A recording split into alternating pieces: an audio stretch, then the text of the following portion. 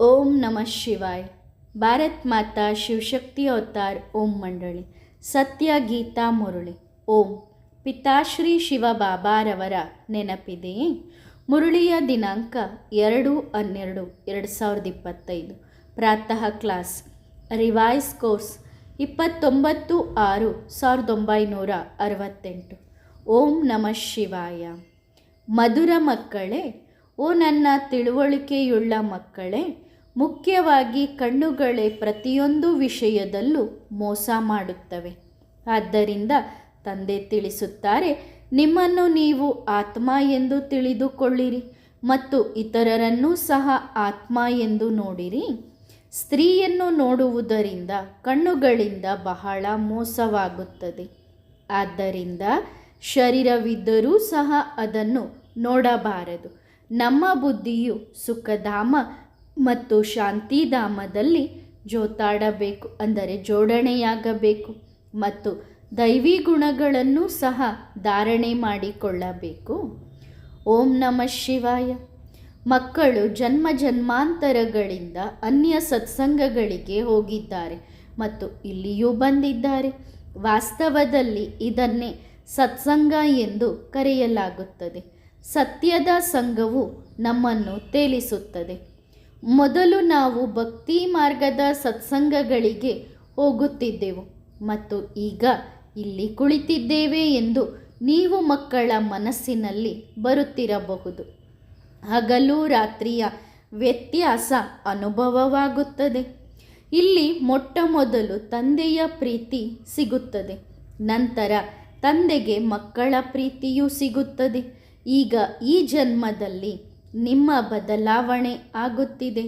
ನಾವು ಆತ್ಮವಾಗಿದ್ದೇವೆ, ಶರೀರವಲ್ಲ ಎಂದು ನೀವು ತಿಳಿದುಕೊಂಡಿದ್ದೀರಿ. ಶರೀರವು ನನ್ನ ಆತ್ಮ ಎಂದು ಹೇಳುವುದಿಲ್ಲ. ಆತ್ಮ ಹೇಳಬಹುದು, ಇದು ನನ್ನ ಶರೀರ ಎಂದು. ನಾನು ಶರೀರವನ್ನು ತೆಗೆದುಕೊಳ್ಳುತ್ತೇನೆ ಎಂದು ಆತ್ಮನಿಗೆ ಗೊತ್ತಿದೆ.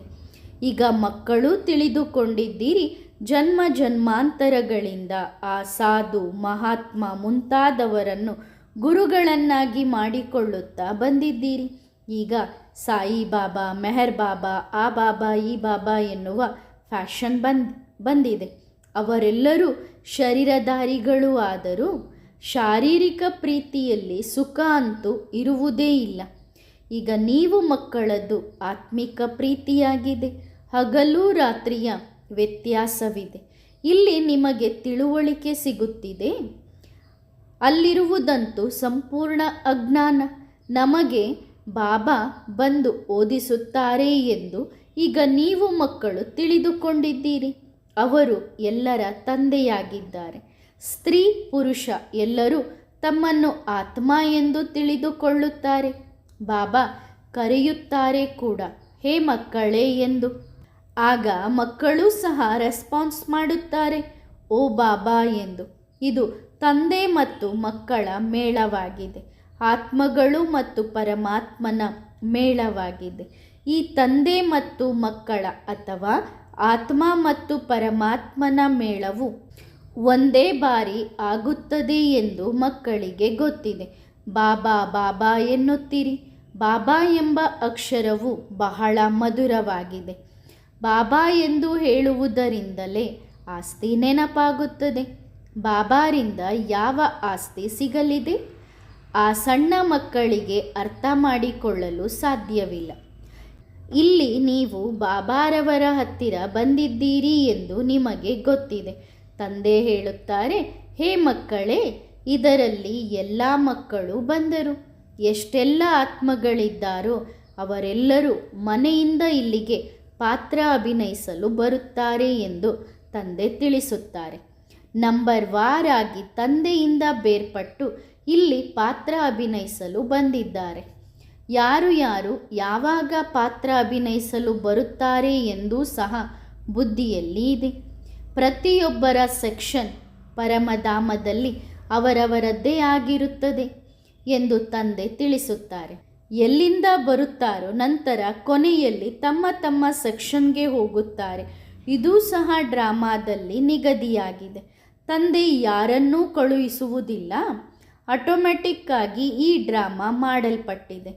ಪ್ರತಿಯೊಬ್ಬರು ತಮ್ಮ ತಮ್ಮ ಧರ್ಮದಲ್ಲಿ ಬರುತ್ತಾರೆ. ಬುದ್ಧನ ಧರ್ಮ ಸ್ಥಾಪನೆಯಾಗಿಲ್ಲ ಎಂದಾದರೆ ಆ ಧರ್ಮದವರು ಯಾರೂ ಬರುವುದಿಲ್ಲ. ಅಂದರೆ ದ್ವಾಪರ ಯುಗದಿಂದ ಯಾವ ಧರ್ಮ ಸ್ಥಾಪಕರುಗಳು ಬರ್ತಾರೋ ಅವ್ರು ಬಂದ ನಂತರ ಆ ಧರ್ಮದವರು ಬರ್ತಾ ಹೋಗ್ತಾರೆ. ಇಲ್ಲಿವರೆಗೂ ಆ ಧರ್ಮದ ಸ್ಥಾಪಕರಾಗಲಿ ಆ ಧರ್ಮದವರಾಗಲಿ ಪರಮಧಾಮದಲ್ಲಿಯೇ ಇರುತ್ತಾರೆ. ಮೊದಲು ಸೂರ್ಯವಂಶಿ ಚಂದ್ರವಂಶೀಯರೇ ಬರುತ್ತಾರೆ. ಯಾರು ತಂದೆಯಿಂದ ಚೆನ್ನಾಗಿ ಓದುತ್ತಾರೋ ಅವರೇ ನಂಬರ್ ವಾರಾಗಿ ಸೂರ್ಯವಂಶಿ ಚಂದ್ರವಂಶಿಯಲ್ಲಿ ಶರೀರ ತೆಗೆದುಕೊಳ್ಳುತ್ತಾರೆ. ಈಗ ಈ ಸಮಯದಲ್ಲಿ ಇರುವವರು ಸೂರ್ಯವಂಶೀಯರು ಆಗಿದ್ದಾರೆ. ಅಲ್ಲಿ ವಿಕಾರಗಳ ಮಾತೇ ಇಲ್ಲ.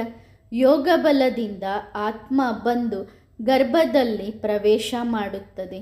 ಆ ಸಮಯದಲ್ಲಿ ನನ್ನ ಆತ್ಮವು ಈ ಶರೀರದಲ್ಲಿ ಹೋಗಿ ಪ್ರವೇಶ ಮಾಡುತ್ತಿದೆ ಎಂದು ತಿಳಿದುಕೊಳ್ಳುತ್ತಾರೆ. ನಮ್ಮ ಆತ್ಮವು ಯೋಗ ಬಲದಿಂದ ಹೋಗಿ ಈ ಶರೀರವನ್ನು ಪಡೆಯುತ್ತದೆ ಎಂದು ವೃದ್ಧರು ತಿಳಿದುಕೊಳ್ಳುತ್ತಾರೆ. ನನ್ನ ಆತ್ಮವು ಈಗ ಪುನರ್ಜನ್ಮ ತೆಗೆದುಕೊಳ್ಳುತ್ತದೆ. ನಮ್ಮ ಬಳಿ ಮಗು ಬರುತ್ತದೆ ಎಂದು ಆ ತಂದೆ ತಾಯಿಯರು ತಿಳಿದುಕೊಳ್ಳುತ್ತಾರೆ. ಅವರಿಗೆ ಮಗು ಜನ್ಮ ಪಡೆಯುವುದಿರುತ್ತದೆ. ಆಗ ಮಗುವಿನ ಆತ್ಮ ಬರುತ್ತಿದೆ ಎಂದು ಗೊತ್ತಾಗುತ್ತದೆ. ಅದರ ಸಾಕ್ಷಾತ್ಕಾರವೂ ಆಗುತ್ತದೆ. ನಾವು ಹೋಗಿ ಬೇರೆ ಶರೀರದಲ್ಲಿ ಪ್ರವೇಶ ಮಾಡುತ್ತೇವೆ ಎಂದು ಅವರು ತಮ್ಮ ಬಗ್ಗೆ ತಿಳಿದುಕೊಳ್ಳುತ್ತಾರೆ.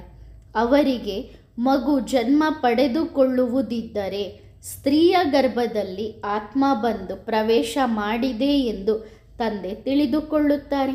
ಅಂದರೆ ಆ ಮಗುವಿನ ತಂದೆ ತಿಳಿದುಕೊಳ್ಳುತ್ತಾರೆ. ಅನುಭವವಾಗುತ್ತದೆ ಅಲ್ಲವೇ? ಮಗು ಹುಟ್ಟಲಿದೆ, ಜನ್ಮ ಪಡೆಯಲಿದೆ ಎಂದು ಸಾಕ್ಷಾತ್ಕಾರವಾಗುತ್ತದೆ.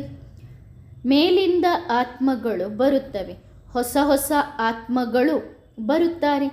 ಯೋಗ ಬಲದಿಂದ ಆತ್ಮ ಬಂದು ತಾಯಿಯ ಗರ್ಭದಲ್ಲಿ ಪ್ರವೇಶ ಮಾಡುತ್ತದೆ ಎಂದು ತಿಳಿದುಕೊಳ್ಳುತ್ತಾರೆ. ಇವರಲ್ಲಿ ಪ್ರವೇಶತೆ ಆಗಿದೆ ಎಂದು ಆರಂಭದಿಂದಲೇ ತಿಳಿದುಕೊಳ್ಳುತ್ತಾರೆ. ಮಗು ಹೇಗೆ ಬರುತ್ತದೆ, ಹೇಗೆ ಪ್ರವೇಶ ಮಾಡುತ್ತದೆ ಎಂಬ ತಿಳುವಳಿಕೆಯೂ ಇದೆ. ನಮಗೆ ಒಂದು ಮಗು ಹುಟ್ಟಲಿದೆ ಎಂದು ತಿಳಿದುಕೊಳ್ಳುತ್ತಾರೆ. ಯಾವಾಗ 60 ವಯಸ್ಸಿನವರು ಆಗುತ್ತಾರೋ ಆ ಅವಸ್ಥೆಯಲ್ಲಿ ಮಗು ಜನ್ಮ ಪಡೆದುಕೊಳ್ಳುತ್ತದೆ. ಅಂದರೆ ಸತ್ಯಯುಗದಲ್ಲಿ ಮಗು ಜನ್ಮ ಪಡೆದುಕೊಳ್ಳಬೇಕಾದರೆ ಅವರಿಗೆ 60 ವರ್ಷ ಆಗಿರುತ್ತದೆ. ಈ ವಿಚಾರಗಳು ಬರುತ್ತವಲ್ಲವೇ? ಖಂಡಿತವಾಗಿಯೂ ಮಗು ಯಾವ ವಯಸ್ಸಿನಲ್ಲಿ ಬರಬೇಕು ಎಂಬ ನಿಯಮ ಅಲ್ಲಿರುತ್ತದೆ. ಅಲ್ಲಿ ಎಲ್ಲವೂ ರೆಗ್ಯುಲರ್ ಆಗಿ ನಡೆಯುತ್ತದೆ. ಅದು ಸಹ ಮುಂದೆ ಹೋಗುತ್ತಾ ನಿಮಗೆ ಗೊತ್ತಾಗುತ್ತದೆ. ಇಲ್ಲಿ ಆಗುತ್ತಿರುವಂತೆ 15-20 ವರ್ಷದಲ್ಲಿ ಯಾವುದಾದರೂ ಮಗು ಹುಟ್ಟುತ್ತದೆ ಎಂದೇನಿಲ್ಲ. ಅಂದರೆ ಇಲ್ಲಿ ಇನ್ನು ಸಣ್ಣ ವಯಸ್ಸಿಗೆ ಮಗುವಿಗೆ ಜನ್ಮ ಕೊಡ್ತಾರೆ. ಆದರೆ ಅಲ್ಲಿ ಆ ರೀತಿ ಇರೋದಿಲ್ಲ ಅಂತ ತಂದೆ ಹೇಳ್ತಿದ್ದಾರೆ. ಅಲ್ಲಿ ಆಯಸ್ಸು 150 ವರ್ಷ ಇರುತ್ತದೆ ಎಂದ ಮೇಲೆ ಮಗು ಯಾವಾಗ ಬರುತ್ತದೆ? ಯಾವಾಗ ಸಂಪೂರ್ಣ ಯೌವನ ಇರುತ್ತದೆಯೋ ಆಗ. ಅರ್ಧ ಜೀವನಕ್ಕಿಂತ ಸ್ವಲ್ಪ ಮುಂದೆ, ಅಂದರೆ ಅವರ ಸಂಪೂರ್ಣ ಆಯಸ್ಸು 150, ಆ 150 ವರ್ಷದ ಅರ್ಧ ಆಯಸ್ಸಿನಲ್ಲಿ ಮಗುವಿಗೆ ಜನ್ಮ ಕೊಡ್ತಾರೆ. ಆ ಸಮಯದಲ್ಲಿ ಮಗು ಬರುತ್ತದೆ, ಏಕೆಂದರೆ ಅಲ್ಲಿ ಆಯುಷ್ಯು ದೀರ್ಘವಾಗಿರುತ್ತದೆ. ಒಂದೇ ಮಗು ಬರಲಿದೆ, ನಂತರ ಹೆಣ್ಣು ಮಗು ಸಹ ಬರಲಿದೆ. ಅಲ್ಲಿ ಈ ಕಾಯಿದೆ ಇರುತ್ತದೆ, ಮೊದಲು ಗಂಡು ಮಗುವಿನ ಆತ್ಮ ಬರುತ್ತದೆಯೇ ಅಥವಾ ಹೆಣ್ಣು ಮಗುವಿನ ಆತ್ಮ ಬರುತ್ತದೆಯೇ? ಮೊದಲು ಗಂಡು ಮಗುವಿನ ಆತ್ಮ ಬರಬೇಕು ಎಂದು ವಿವೇಕವೂ ಹೇಳುತ್ತದೆ. ಮೊದಲು ಗಂಡು, ನಂತರ ಹೆಣ್ಣು. 8-10 ವರ್ಷಗಳ ವ್ಯತ್ಯಾಸವೂ ಇರಬಹುದು. ಇಬ್ಬರ ಆಯಸ್ಸು ದೀರ್ಘವಾಗಿರುತ್ತದೆ ಎಂದ ಮೇಲೆ ಜನನದಲ್ಲೂ ಖಂಡಿತ ವ್ಯತ್ಯಾಸ ಇರುತ್ತದೆ ಅಲ್ಲವೇ? 8-10 ವರ್ಷ ತಡವಾಗಿ ಬರುವರು. ಮುಂದೆ ಹೋಗುತ್ತಾ ಮಕ್ಕಳಾದ ನಿಮಗೆಲ್ಲ ಸಾಕ್ಷಾತ್ಕಾರವಾಗಲಿದೆ. ಅಲ್ಲಿನ ರೀತಿ ನೀತಿಗಳು ಹೇಗಿರುತ್ತವೆ ಎಂದು ಈ ಎಲ್ಲ ಮಾತುಗಳನ್ನು ಹೊಸ ಪ್ರಪಂಚಕ್ಕಾಗಿ ತಂದೆ ತಿಳಿಸುತ್ತಿದ್ದಾರೆ. ತಂದೆಯೇ ಹೊಸ ಪ್ರಪಂಚದ ಸ್ಥಾಪನೆ ಮಾಡುವವರಾಗಿದ್ದಾರೆ. ರೀತಿ ನೀತಿಗಳನ್ನು ಸಹ ಅವಶ್ಯವಾಗಿ ತಿಳಿಸಬಹುದು. ಮುಂದೆ ಹೋಗುತ್ತಾ ಬಹಳಷ್ಟು ತಿಳಿಸುತ್ತಾರೆ ಮತ್ತು ಸಾಕ್ಷಾತ್ಕಾರವೂ ಆಗುತ್ತದೆ. ಗಂಡು ಮಗು ಹೆಣ್ಣು ಮಗು ಹೇಗೆ ಹುಟ್ಟುತ್ತದೆ? ಕಲ್ಪಕಲ್ಪವೂ ಹೋಗಲೇಬೇಕಾದಂತಹ ಜಾಗಕ್ಕೆ ನೀವು ಹೋಗುತ್ತೀರಿ, ಅಂದರೆ ಪರಮಧಾಮಕ್ಕೆ ಹೋಗುತ್ತೀರಿ. ಅಲ್ಲಿಂದ ಸತ್ಯಯುಗಕ್ಕೆ ಬರುತ್ತೀರಿ. ವೈಕುಂಠವಂತೂ ಈಗ ಹತ್ತಿರ ಬಂತಲ್ಲವೇ? ಈಗ ಬಹಳ ಹತ್ತಿರ ಬಂದು ತಲುಪಿದ್ದೀರಿ. ನೀವು ಯೋಗದಲ್ಲಿ ಎಷ್ಟೆಷ್ಟು ಗಟ್ಟಿಯಾಗುತ್ತೀರೋ ಅಷ್ಟು ಪ್ರತಿಯೊಂದು ವಸ್ತುವು ನಿಮಗೆ ಹತ್ತಿರದಲ್ಲಿಯೇ ಕಾಣಿಸುತ್ತವೆ. ಅನೇಕ ಬಾರಿ ನೀವು ಪಾತ್ರ ಅಭಿನಯಿಸಿದ್ದೀರಿ. ಈಗ ನಿಮಗೆ ತಿಳುವಳಿಕೆ ಸಿಗುತ್ತಿದೆ. ಅದನ್ನೇ ನೀವು ಜೊತೆಯಲ್ಲಿ ತೆಗೆದುಕೊಂಡು ಹೋಗುತ್ತೀರಿ. ಅಲ್ಲಿನ ರೀತಿ ನೀತಿಗಳನ್ನು ತಂದೆ ಇಲ್ಲಿಯೇ ತಿಳಿಸಬೇಕಿದೆ ಅಲ್ಲವೇ? ಇಲ್ಲಿಯೇ ಕಲಿಯಬೇಕಾಗಿರುತ್ತದೆ. ಅಲ್ಲಿನ ರೀತಿ ನೀತಿ ಏನಾಗಿರುತ್ತದೆ ಎಂದು ಎಲ್ಲರಿಗೂ ಸಾಕ್ಷಾತ್ಕಾರವಾಗುವುದು. ಎಲ್ಲರೂ ಮುಂದೆ ಹೋದಂತೆ ತಿಳಿದುಕೊಳ್ಳುವರು. ಆರಂಭದಲ್ಲಿ ನಿಮಗೆ ಸಾಕ್ಷಾತ್ಕಾರವಾಗಿತ್ತು. ಅಲ್ಲಿ ಮದುವೆ ಹೇಗೆ ನಡೆಯುತ್ತದೆ, ಮಗು ಹೇಗೆ ಜನ್ಮ ಪಡೆದುಕೊಳ್ಳುತ್ತದೆ ಎಂದು ಎಲ್ಲ ಇಲ್ಲಿಯೇ ಸಾಕ್ಷಾತ್ಕಾರವಾಗುತ್ತಿತ್ತು ಅಲ್ಲವೇ?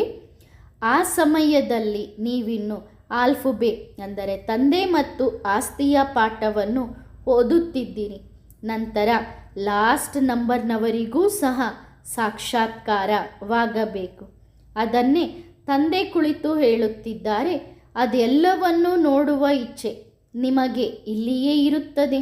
ಎಲ್ಲಿ ಶರೀರ ಬೇಗ ಬಿಟ್ಟು ಹೋಗಬಾರದು ಎಂದು ಇಲ್ಲಿ ಅಂದುಕೊಳ್ಳುತ್ತಾರೆ. ಎಲ್ಲವನ್ನೂ ನೋಡಿಕೊಂಡೇ ಹೋಗೋಣ. ಇದರಲ್ಲಿ ಆಯುಷು ಹೆಚ್ಚಿಸಿಕೊಳ್ಳಲು ಯೋಗ ಬಲ ಬೇಕು. ಅಂದರೆ ನಾಳೆ ಅಂತ್ಯದಲ್ಲಿ ಏನಾಗತ್ತೆ ಎಲ್ಲವನ್ನೂ ನೋಡ್ಕೊಂಡು ಹೋಗೋಣ ಅಂತ ಕೆಲವರು ಅಂದ್ಕೊಳ್ತಾರೆ. ಅದಕ್ಕೋಸ್ಕರ ನೀವು ನಿಮ್ಮ ಯೋಗ ಬಲನ ಜಾಸ್ತಿ ಮಾಡಿಕೊಳ್ಳ್ರಿ. ಆಗ ತಂದೆಯಿಂದ ನಾವು ಎಲ್ಲವನ್ನೂ ಕೇಳಬಹುದು, ಎಲ್ಲವನ್ನೂ ನೋಡಬಹುದು. ಯಾರು ಮೊದಲೇ ಹೋದರೂ ಅವರ ಬಗ್ಗೆ ಚಿಂತನೆ ಮಾಡಬಾರದು. ಅದು ಡ್ರಾಮಾದ ಪಾತ್ರವಾಗಿದೆ. ತಂದೆಯಿಂದ ಜಾಸ್ತಿ ಪಡೆದುಕೊಳ್ಳುವುದು ಅವರ ಅದೃಷ್ಟದಲ್ಲಿ ಇರಲಿಲ್ಲ. ಏಕೆಂದರೆ ಎಷ್ಟೆಷ್ಟು ನೀವು ಸರ್ವಿಸೇಬಲ್ ಆಗುತ್ತೀರೋ ಅಷ್ಟು ತಂದೆಗೆ ಬಹಳ ಬಹಳ ಪ್ರಿಯರಾಗುತ್ತೀರಿ. ಎಷ್ಟು ಸೇವೆ ಮಾಡುತ್ತೀರೋ, ಎಷ್ಟು ತಂದೆಯನ್ನು ನೆನಪು ಮಾಡುತ್ತೀರೋ ಆ ನೆನಪು ಗಟ್ಟಿಯಾಗುತ್ತಾ ಹೋಗುತ್ತದೆ. ನಿಮಗೆ ಬಹಳ ಮಜಾ ಬರುತ್ತದೆ. ಈಗ ನೀವು ಈಶ್ವರನ ಸಂತಾನರಾಗುತ್ತೀರಿ. ತಂದೆ ಹೇಳುತ್ತಾರೆ, ನೀವು ಆತ್ಮಗಳು ನನ್ನ ಬಳಿ ಇದ್ದೀರಿ ಅಲ್ಲವೇ? ಭಕ್ತಿ ಮಾರ್ಗದಲ್ಲಿ ಮುಕ್ತಿಗಾಗಿಯೇ ಬಹಳ ಪರಿಶ್ರಮ ಪಡುತ್ತಾರೆ. ಜೀವನ್ಮುಕ್ತಿಯನ್ನಂತೂ ತಿಳಿದುಕೊಂಡೇ ಇಲ್ಲ. ಆ ಸನ್ಯಾಸಿ ಗುರುಗಳಿಗೆ ಈ ಈಶ್ವರೀಯ ಜ್ಞಾನವಿಲ್ಲ. ಇದು ಬಹಳ ಸುಂದರ ಜ್ಞಾನವಾಗಿದೆ. ಬಹಳ ಪ್ರೀತಿ ಉಂಟಾಗುತ್ತದೆ. ತಂದೆಯೂ ಆಗಿದ್ದಾರೆ, ಟೀಚರ್ ಆಗಿದ್ದಾರೆ ಮತ್ತು ಸದ್ಗುರುವೂ ಆಗಿದ್ದಾರೆ. ಸತ್ಯವಾದ ಸುಪ್ರೀಂ ಬಾಬಾ ಆಗಿದ್ದಾರೆ. ಅವರು ನಮ್ಮನ್ನು 21 ಜನ್ಮಗಳಿಗಾಗಿ ಸುಖಧಾಮಕ್ಕೆ ಕರೆದೊಯ್ಯುತ್ತಾರೆ. ಆತ್ಮವೇ ದುಃಖಿಯಾಗುತ್ತದೆ ಅಲ್ಲವೇ? ಸುಖ ದುಃಖವನ್ನು ಆತ್ಮವೇ ಅನುಭವ ಮಾಡುತ್ತದೆ. ಪಾಪಾತ್ಮ ಪುಣ್ಯಾತ್ಮ ಎಂದು ಹೇಳಲಾಗುತ್ತದೆ. ಈಗ ತಂದೆ ಬಂದಿದ್ದಾರೆ ನಮ್ಮನ್ನು ಎಲ್ಲ ದುಃಖಗಳಿಂದ ದೂರ ಮಾಡಲು. ಈಗ ಮಕ್ಕಳಾದ ನೀವು ಬೇಹದ್ದಿನಲ್ಲಿ ಹೋಗಬೇಕಿದೆ. ಎಲ್ಲರೂ ಸುಖಿಯಾಗುವರು. ಇಡೀ ಪ್ರಪಂಚವೇ ಸುಖಿಯಾಗುತ್ತದೆ. ಡ್ರಾಮಾದಲ್ಲಿ ಪಾತ್ರವಿದೆ, ಅದನ್ನೂ ಸಹ ತಿಳಿದುಕೊಂಡಿದ್ದೀರಿ. ನೀವು ಎಷ್ಟೊಂದು ಖುಷಿಯಲ್ಲಿ ಇರುತ್ತೀರಿ. ನಮ್ಮನ್ನು ಸ್ವರ್ಗಕ್ಕೆ ಕರೆದುಕೊಂಡು ಹೋಗಲು ತಂದೆ ಬಂದಿದ್ದಾರೆ. ನಾನು ಎಲ್ಲ ಆತ್ಮಗಳನ್ನು ಸ್ವರ್ಗಕ್ಕೆ ಕರೆದುಕೊಂಡು ಹೋಗುತ್ತೇನೆ. ತಂದೆ ಧೈರ್ಯ ನೀಡುತ್ತಾರೆ. ಮಧುರಾತಿ ಮಧುರ ಮಕ್ಕಳೇ, ನಾನು ನಿಮ್ಮನ್ನು ಎಲ್ಲ ದುಃಖಗಳಿಂದ ದೂರ ಮಾಡಲು ಬಂದಿದ್ದೇನೆ. ಹಾಗಾದರೆ ಅಂತಹ ತಂದೆಯ ಮೇಲೆ ಎಷ್ಟು ಪ್ರೀತಿ ಇರಬೇಕು. ಎಲ್ಲ ಸಂಬಂಧಿಕರು ನಿಮಗೆ ದುಃಖ ನೀಡಿದ್ದಾರೆ. ಇದು ಇರುವುದೇ ಸುಖದಾಯಿ ಸಂಬಂಧ. ಗರುಡು ಪುರಾಣದಲ್ಲಿ ತೋರಿಸುತ್ತಾರೆ ಅಲ್ಲವೇ? ಹಾವು ಚೇಳು ಆಗುತ್ತಾರೆ ಎಂದು, ಅದಾಗುತ್ತಾರೆ ಇದಾಗುತ್ತಾರೆ ಎಂದು ಹೇಳುತ್ತಾರೆ. ಮತ್ತೆ ಹೇಳುತ್ತಾರೆ ಮನುಷ್ಯನ ಜನ್ಮ ಎಲ್ಲಕ್ಕಿಂತ ಉತ್ತಮ ಎಂದು. 84 ಲಕ್ಷ ಎಂಬುದು ವೆರೈಟಿಯಾಗಿದೆ.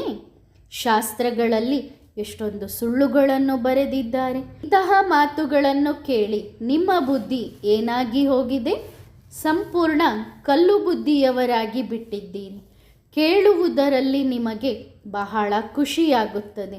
ದುಃಖದ ಮಾತುಗಳನ್ನೇ ಕೇಳುತ್ತಾ ಬಂದಿದ್ದೀರಿ. ಈಗ ತಂದೆ ಎಲ್ಲ ವಿಷಯಗಳನ್ನು ತಿಳಿಸುತ್ತಿದ್ದಾರೆ. ಇಡೀ ಸೃಷ್ಟಿ ಚಕ್ರ ಹೇಗೆ ಸುತ್ತುತ್ತದೆ ಎನ್ನುವುದನ್ನು ತಂದೆ ತಿಳಿಸಿದ್ದಾರೆ. ಅನೇಕ ಬಾರಿ ತಿಳಿಸಿದ್ದಾರೆ ಮತ್ತು ನಮ್ಮನ್ನು ಚಕ್ರವರ್ತಿ ರಾಜರನ್ನಾಗಿ ಮಾಡುತ್ತಿದ್ದಾರೆ.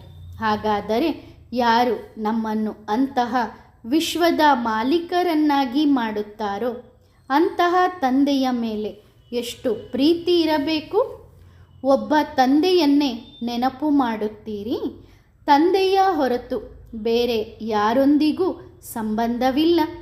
ಆತ್ಮಕ್ಕೆ ತಿಳಿಸಿಕೊಡಬೇಕಾಗುತ್ತದೆ.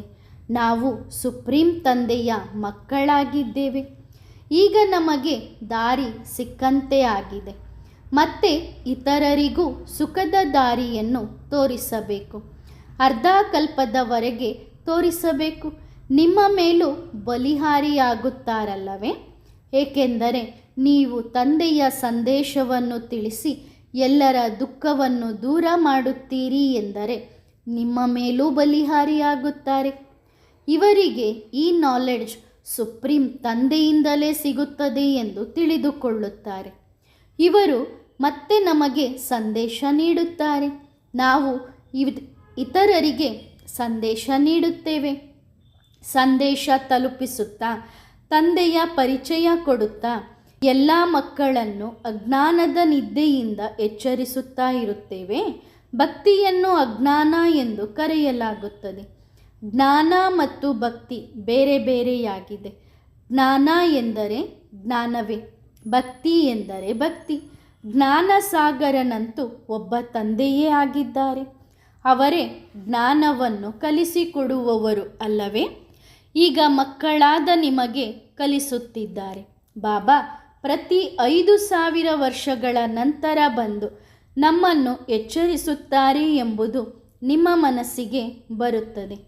ಈ ದೀಪದಲ್ಲಿ ಸ್ವಲ್ಪ ತುಪ್ಪ ಉಳಿದಿದೆ. ಈ ದೀಪ ಆರಬಾರದು ಎನ್ನುವಷ್ಟರಲ್ಲಿ ಮತ್ತೆ ತಂದೆ ಜ್ಞಾನದ ತುಪ್ಪ ಹಾಕಿ ದೀಪವನ್ನು ಬೆಳಗಿಸುತ್ತಾರೆ. ಯಾವಾಗ ತಂದೆಯನ್ನು ನೆನಪು ಮಾಡುತ್ತೀರೋ ಆಗ ಆತ್ಮ ಪ್ರಜ್ವಲಿತವಾಗುತ್ತದೆ. ಆತ್ಮಕ್ಕೆ ಹಿಡಿದಿರುವ ತುಕ್ಕು ತಂದೆಯನ್ನು ನೆನಪು ಮಾಡುವುದರಿಂದ ತುಕ್ಕು ಬಿಡುತ್ತದೆ. ಇದರಲ್ಲಿಯೇ ಮಾಯೆಯ ಯುದ್ಧ ನಡೆಯುತ್ತದೆ. ಮಾಯೆ ಆಗಾಗ ಮರೆಸಿಬಿಡುತ್ತದೆ ಮತ್ತು ತುಕ್ಕು ಬಿಡುವುದು ಬಂದಾಗುತ್ತದೆ. ಬದಲಿಗೆ ಎಷ್ಟು ಇಳಿದಿತ್ತೋ ಅದಕ್ಕಿಂತಲೂ ಜಾಸ್ತಿ ಮತ್ತೆ ಏರಿಬಿಡುತ್ತದೆ. ತಂದೆ ಹೇಳುತ್ತಾರೆ, ಮಕ್ಕಳೇ ನನ್ನನ್ನು ನೆನಪು ಮಾಡಿರಿ, ಆಗ ನಿಮ್ಮ ತುಕ್ಕು ಬಿಟ್ಟು ಹೋಗುತ್ತದೆ. ಇದರಲ್ಲಿ ಬಹಳ ಪರಿಶ್ರಮವಿದೆ. ಮಾಯೆಯ ಬಿರುಗಾಳಿಗಳು ಬಹಳ ಬರುತ್ತವೆ. ಅವು ಆಕರ್ಷಣೆ ಮಾಡುತ್ತವೆ. ಆದ್ದರಿಂದ ತಂದೆ ಹೇಳುತ್ತಾರೆ, ದೇಹಿ ಅಭಿಮಾನಿಯಾಗಿರಿ. ನಾನು ಆತ್ಮ. ಬಾಬಾರವರ ಬಳಿ ಶರೀರ ಸಹಿತ ಹೋಗಲು ಸಾಧ್ಯವಿಲ್ಲ. ಶರೀರದಿಂದ ಬೇರೆ ಆಗಿನೇ ಹೋಗಬೇಕಿದೆ. ಆತ್ಮವನ್ನು ನೋಡುವುದರಿಂದಲೇ ತುಕ್ಕು ಬಿಟ್ಟು ಹೋಗುತ್ತದೆ. ಶರೀರವನ್ನು ನೋಡುವುದರಿಂದ ತುಕ್ಕು ಹಿಡಿಯುತ್ತದೆ. ಯಾವಾಗ ತುಕ್ಕು ಏರುತ್ತದೆ, ಯಾವಾಗ ಇಳಿಯುತ್ತದೆ, ಇದು ನಡೆಯುತ್ತಲೇ ಇರುತ್ತದೆ. ಯಾವಾಗ ಕೆಳಗೆ, ಯಾವಾಗ ಮೇಲೆ. ಬಹಳ ನಾಜೂಕಾದ ದಾರಿ ಇದು.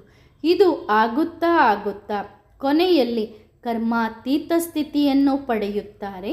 ಮುಖ್ಯವಾಗಿ ಕಣ್ಣುಗಳೇ ಪ್ರತಿಯೊಂದು ಮಾತಿನಲ್ಲೂ ಮೋಸ ಮಾಡುತ್ತವೆ. ಆದ್ದರಿಂದ ತಂದೆ ತಿಳಿಸುತ್ತಾರೆ, ನಿಮ್ಮನ್ನು ನೀವು ಆತ್ಮ ಎಂದು ತಿಳಿದುಕೊಳ್ಳಿರಿ ಮತ್ತು ಇತರರನ್ನೂ ಸಹ ಆತ್ಮ ಎಂದು ನೋಡಿರಿ. ಸ್ತ್ರೀಯನ್ನು ನೋಡುವುದರಿಂದ ಕಣ್ಣುಗಳಿಂದ ಬಹಳ ಮೋಸವಾಗುತ್ತದೆ. ಆದ್ದರಿಂದ ಶರೀರವಿದ್ದರೂ ಸಹ ಅದನ್ನು ನೋಡಬಾರದು. ನಮ್ಮ ಬುದ್ಧಿಯು ಸುಖಧಾಮ ಮತ್ತು ಶಾಂತಿಧಾಮದಲ್ಲಿ ಜೋಡಣೆಯಾಗಿರಬೇಕು ಮತ್ತು ದೈವಿ ಗುಣಗಳನ್ನು ಸಹ ಧಾರಣೆ ಮಾಡಿಕೊಳ್ಳಬೇಕು. ಭೋಜನವು ಶುದ್ಧವಾಗಿರಲಿ. ದೇವತೆಗಳದ್ದು ಪವಿತ್ರ ಭೋಜನವಾಗಿರುತ್ತದೆ ಅಲ್ಲವೇ?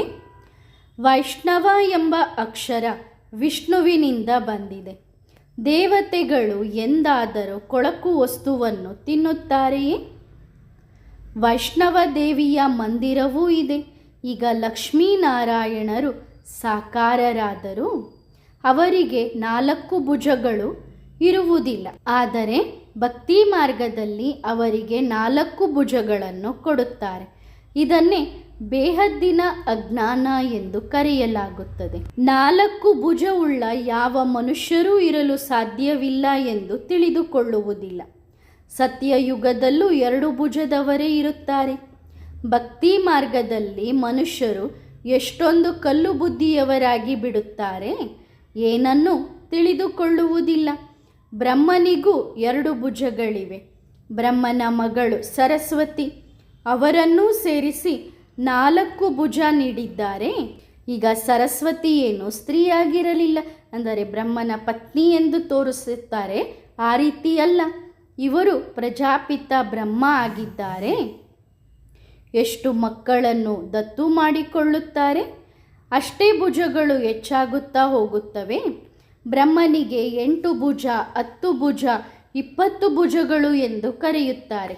ವಿಷ್ಣು ಅಥವಾ ಶಂಕರನಿಗಲ್ಲ, ಬ್ರಹ್ಮನಿಗೆ ಬಹಳ ಭುಜಗಳಿವೆ ಎಂದು ಹೇಳುತ್ತಾರೆ. ಏಕೆಂದರೆ ಮಕ್ಕಳು ಹೆಚ್ಚಾಗುತ್ತಾ ಹೋಗುತ್ತಾರೆ ಅಲ್ಲವೇ? ಭಕ್ತಿಯಲ್ಲಿ ಏನೇನೋ ಮಾಡುತ್ತಾರೆ, ತಿಳುವಳಿಕೆ ಏನೂ ಇಲ್ಲ. ತಂದೆ ಬಂದು ಮಕ್ಕಳನ್ನು ತಿಳುವಳಿಕೆಯುಳ್ಳವರನ್ನಾಗಿ ಮಾಡುತ್ತಾರೆ. ಬಾಬಾ ಬಂದು ನಮ್ಮನ್ನು ಎಷ್ಟೊಂದು ತಿಳುವಳಿಕೆಯುಳ್ಳವರನ್ನಾಗಿ ಮಾಡಿದ್ದಾರೆ ಎಂದು ನೀವು ಹೇಳುತ್ತೀರಿ. ಶಿವಬಾಬಾ ಶಿವಬಾಬಾ ಎಂದು ಹೇಳುತ್ತಿದ್ದೀರಿ ಅಲ್ಲವೇ? ಅವರು ನಿರಾಕಾರ ಆಗಿದ್ದರು.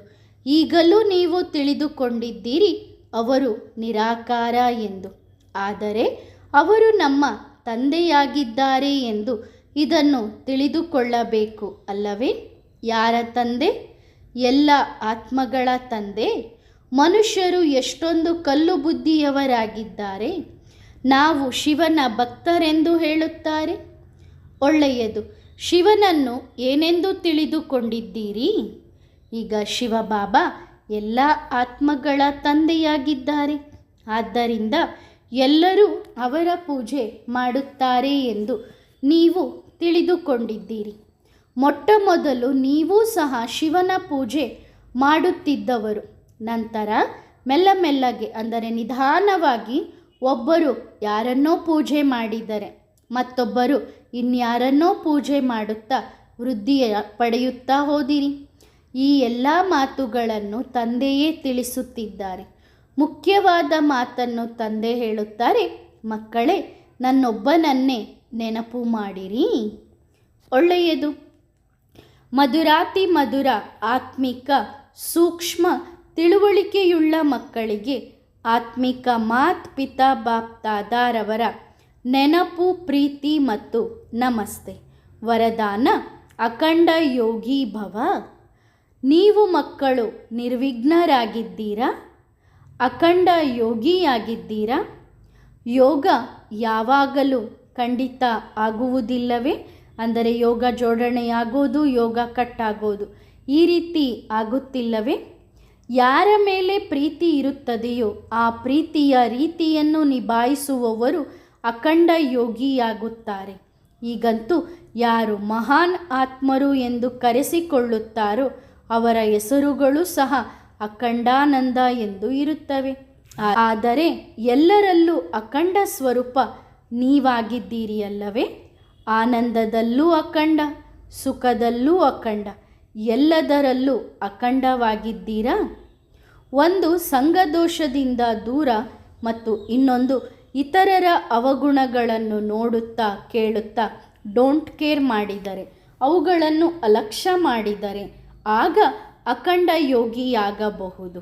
ಯಾರು ಅಖಂಡ ಯೋಗಿ ಆಗುವುದಿಲ್ಲವೋ ಅವರು ಪೂಜ್ಯರೂ ಆಗಲು ಸಾಧ್ಯವಿಲ್ಲ. ಆದ್ದರಿಂದ ಅಖಂಡ ಯೋಗಿಯಾಗಿರಿ, ಆಗ ಇಡೀ ಕಲ್ಪ ಪೂಜ್ಯರಾಗುವಿರಿ.